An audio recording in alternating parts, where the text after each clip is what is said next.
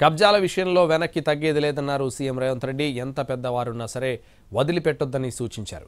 కలెక్టర్లు క్షేత్రస్థాయిలో పర్యటించాల్సిందే, లేదంటే ప్రభుత్వం కఠిన చర్యలు తీసుకుంటుందని వార్నింగ్ ఇచ్చారు CM Revanth Reddy. Field visit విషయంలో నిర్లక్ష్యం చేస్తే ఊరుకునేది లేదని హెచ్చరించారు. ఎక్కడైతే ఎంక్రోచ్మెంట్స్ ఉన్నాయో, ఎక్కడైతే నాలాలు ఉన్నాయో చెరువులకు వెళ్ళడానికి, వాటిని ఎక్కడైతే బాటిల్ నెక్స్ కబ్జాలకు లోనైనో ఖచ్చితంగా కబ్జాలను తొలగించాల్సిందే.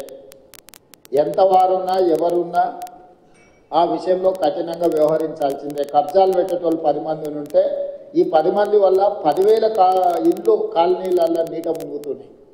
వాళ్ళ జీవితకాలం కష్టపడి సంపాదించిందంతా టీవీలు, ఫ్రిడ్జులు, మంచాలు, పిల్లల చదువులు, పిల్లల సర్టిఫికెట్లు, వాళ్ళ సంపద మొత్తం నీళ్ళలో మునుగుతుంది. మనం ఏమి ఇచ్చినా కూడా వాళ్ళకి అంత సహాయం చేయలేము.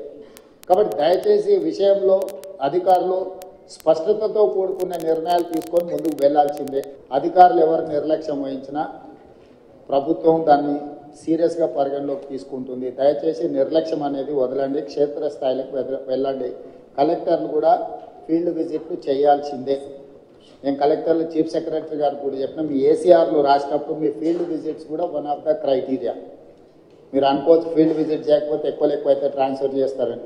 ట్రాన్స్ఫర్ చేయకుండా మీ వార్షిక నివేదికలలో కూడా మీరు ఎన్నిసార్లు ఫీల్డ్ విజిట్ చేసారు, ఎక్కడెక్కడికి వెళ్ళి, ఎడ్యుకేషన్ ఇన్స్టిట్యూట్స్ ఎన్ని చేసారు, డిజాస్టర్లో ఎన్ని అడ్రస్ చేసారు, అన్నిటిని కలిపి దాన్ని కూడా ఒక బెంచ్ మార్క్గా ప్రభుత్వం పరిగణిస్తుంది. రాష్ట్ర ప్రభుత్వం నుంచి నిధులు ఖర్చు పెట్టడమే కాకుండా కేంద్ర ప్రభుత్వం నుంచి రాబట్టుకోవాల్సిన నిధులను కూడా మనం రాబట్టుకోవాలి. మనం ఆ విషయంలో గతంలో కొంత నిర్లక్ష్యము, కొంత వెనుకబాటుతనం ఉన్నది.